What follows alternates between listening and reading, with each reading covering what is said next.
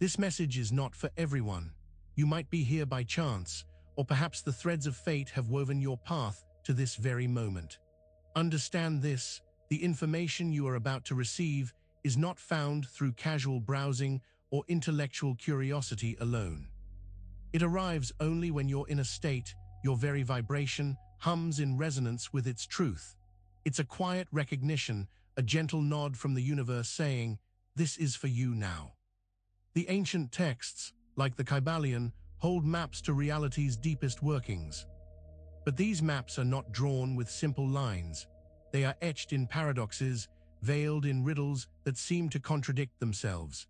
They speak of reflections and rhythms, of forces that seem to pull in opposite directions, yet are utterly essential for understanding life's intricate dance. This isn't about learning new opinions. It's about awakening a pattern that already exists within you, a pattern that subtly shifts how you speak, how you move, and how you attract everything into your experience. The real transformation isn't a change of mind, but a profound shift in your energetic signature, a truth hidden in plain sight for those who know how to perceive it. We've touched upon the profound idea that this knowledge finds its audience not by force, but by resonance. Yet, the mechanisms within these ancient teachings, specifically the Kybalion, often employ a curious method of revelation. They present truths not as direct statements, but as puzzles. If you feel a pull towards this understanding, if these words stir something within you, it means you're already attuned. But what if the very way these truths are presented is designed to filter out those not yet ready, to ensure the message lands precisely where it needs to? This deliberate crafting of reception, this divine timing, hints at deeper mechanics of alignment we're about to uncover, especially as we delve into the paradoxical language that guards these potent secrets. And real quick, make sure to subscribe and hit the notification bell for more videos just like this. Now let's keep going. The ancient texts, often shrouded in mystery, employ paradoxes not as errors, but as keys. They present seemingly contradictory ideas, forcing the seeker to look beyond the surface. It's like holding two opposing magnets. They repel and attract simultaneously, revealing a force greater than either individual pole. These paradoxes are not meant to confuse, but to disorient the logical mind, forcing it to stand down. This allows a different kind of understanding to emerge, a pure reception of truth. The Kybalion, in particular, is a masterclass in this art. It uses language that dances on the edge of contradiction to point towards a unified field of energetic principles. Recognizing this deliberate use of paradox is your first step in deciphering the hidden maps of reality. Understanding how these paradoxes function is crucial, as they are the very scaffolding upon which deeper revelations are built. What seems like an unsolvable riddle today reveals itself as a profound insight tomorrow, but only if you can accept the duality they represent. The idea that all is mind, a cornerstone of many spiritual traditions, is profoundly important. Yet it carries a subtle incompleteness. If our thoughts directly manifest, then a simple shift in perspective should instantly dissolve any challenge.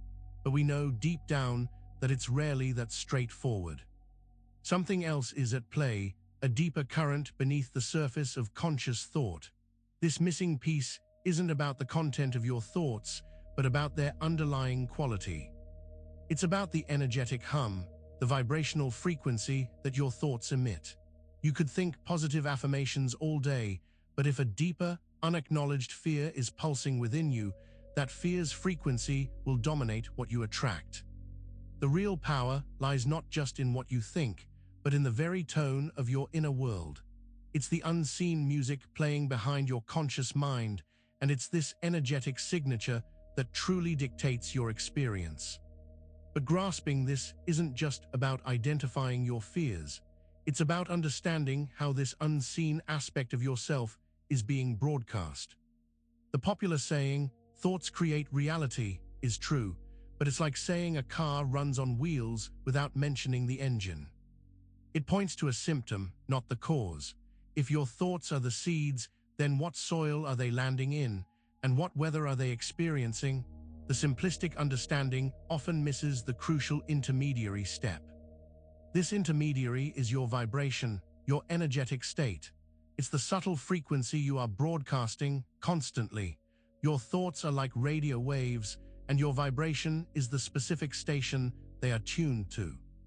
A thought of abundance, broadcast on a station of scarcity, will yield scarcity. The true magic happens not just by changing your thoughts, but by shifting the very station you are broadcasting from. This requires understanding that what you feel about a thought, the underlying energetic charge, has a far greater impact than the thought itself. But how do you consciously change that station when its signal is so deeply ingrained? The universe functions as a vast mirror, reflecting back to you precisely what you project. This is a fundamental hermetic principle. If you send out an energy of lack, lack will be mirrored in your experiences.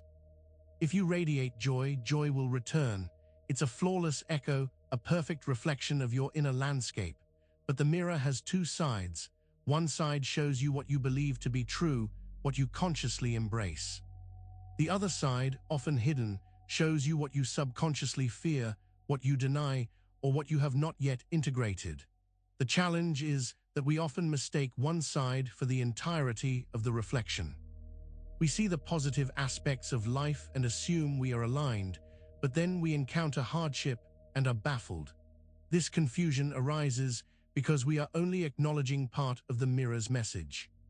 To truly understand this reflection, we must become aware of the unseen dimensions of our own projection. The Kybalion, in its brilliance, teaches us through the principle of polarity. It states that everything has an opposite, and these opposites are essentially different degrees of the same thing. Light and dark, hot and cold, love and hate, they exist on a spectrum, not as truly separate entities. This seems simple, but its application is where the depth lies. This principle of polarity is the cage and the key. It's how the Kybalion hides its deepest truths. By presenting concepts in their dualistic forms, it forces the reader to reconcile the apparent conflict. It's designed to make you think you are choosing between two extremes, when in reality, you are meant to transcend the spectrum altogether. The true wisdom isn't in picking a side, but in understanding that both sides are manifestations of a single, underlying essence. It's a sophisticated linguistic and conceptual trap designed to lead you towards a higher understanding, but only if you can see beyond the apparent opposition. But how do you see beyond when the world itself seems to operate on such stark contrasts? We often operate under the illusion of active control, believing we can force outcomes through sheer willpower or strategic maneuvering. We push, we strive, we plan meticulously, convinced that our efforts are the primary drivers of our experience. This is the domain of the ego. But what if this constant striving, this frantic need to control, is actually a sign of misalignment? What if the universe doesn't respond to your desperate attempts to steer, but to something far more subtle? Imagine trying to command a river to flow upstream. Your effort is immense, but the fundamental nature of the water remains unchanged. This illusion of control keeps us perpetually expending energy, feeling frustrated when things don't go as planned. It disconnects us from the effortless flow of existence. The real shift comes not from more control, but from a surrender to a deeper, unseen intelligence that orchestrates far more than we can comprehend with our limited perspective. We've discussed how thoughts and vibrations shape our reality, but there's a fundamental force that underpins their very formation and expression: rhythm. Every physical and metaphysical process, from the beating of your heart to the orbiting of planets, operates on a rhythmic pattern. This is not just a descriptive observation, it's a foundational law of existence. The Kybalion implicitly acknowledges this underlying rhythm. It's in the cyclical nature of cause and effect, in the ebb and flow of opposing forces that are, in fact, part of a larger oscillation. Without rhythm, there is no movement, no growth, and no manifestation. It's the metronome of the cosmos dictating the tempo of all experience. Your own life is a symphony of rhythms, your daily routines, your sleep-wake cycles, even the patterns of your thoughts and emotions. When these rhythms are out of sync with the universal flow, you experience friction, stagnation, and a feeling of being out of step. Understanding and harmonizing with these rhythms is the secret to effortless creation. But how do you even begin to perceive these deeply embedded rhythms? The terms masculine and feminine in spiritual contexts are often misunderstood, leading to gender-based interpretations. However, these are not about biological sex. They represent fundamental energetic principles, dynamics that exist within all of us and within the fabric of the universe itself. Think of them as two poles of a single, overarching energy field. The masculine principle is often associated with action, focus, direction, and penetrative energy. The feminine principle embodies receptivity, flow, creation, and nurturing energy. When these two forces are in balance and working in harmony, creation and manifestation occur effortlessly. They are not in opposition, but in a sacred dance. The misunderstanding arises when we try to assign these solely to gender. This is a misapplication of the principle.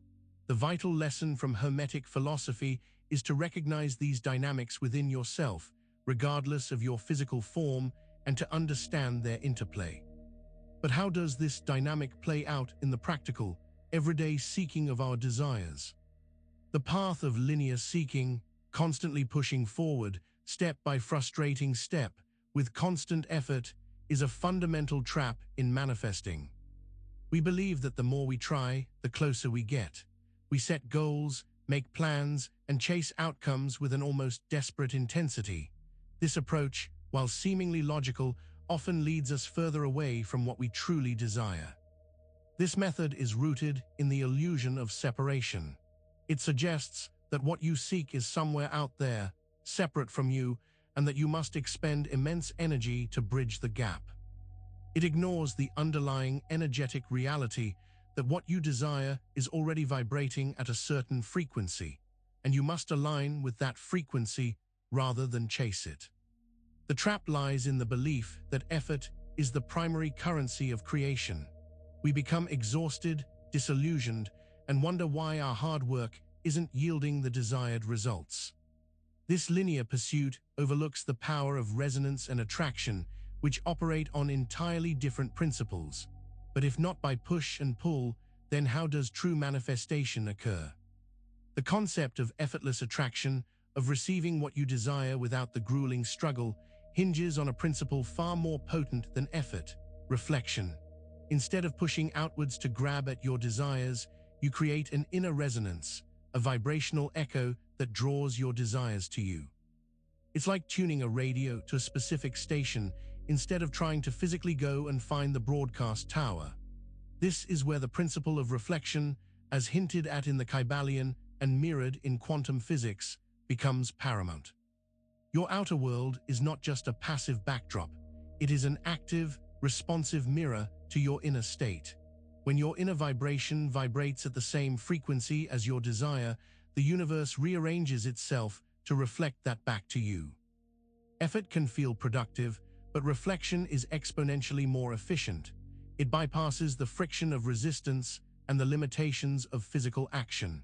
The key is to consciously cultivate the inner state that mirrors your desired reality, understanding that this resonance is the fundamental law of attraction. But before we can master this mirroring, we must understand the very blueprints it follows. The structure of the Kybalion, and indeed many ancient wisdom texts, is not accidental. It's a deliberate architecture, a sort of encrypted map woven through its seemingly simple pronouncements. The principles are presented sequentially, but also in a way that suggests interdependence, a hidden syntax that links each concept to the next. Consider how the principles of mentalism, correspondence, and vibration build upon each other. Without understanding that all is mind, mentalism, the idea of vibration as a fundamental force, becomes abstract. And without grasping the interconnectedness of as above, so below, correspondence, the personal application of vibration feels disconnected from the universal. This layered approach is designed to safeguard the knowledge, allowing it to be discovered and integrated organically, rather than simply absorbed intellectually. It's like a fractal, where each part contains the essence of the whole. Recognizing these hidden patterns in its construction unlocks a deeper understanding of how the principles interact. But this structural understanding leads us to ask, what truly dictates the outcome of these interacting forces? The ultimate determinant of what you attract into your life is not your background, your circumstances, or even your conscious desires, but your fundamental identity. Who you believe yourself to be at the core of your being dictates your vibrational signature. This core identity acts like an energetic thermostat, setting the temperature for all your experiences. If your underlying identity is one of scarcity, even if you consciously wish for abundance, your vibration will scream lack. The universe, responding to your deepest sense of self, will faithfully mirror this scarcity back to you. It's not about what you want, but about what you are. This is the profound truth hidden within the Hermetic laws. The shift, therefore, is not in changing your circumstances, but in recalibrating your core identity.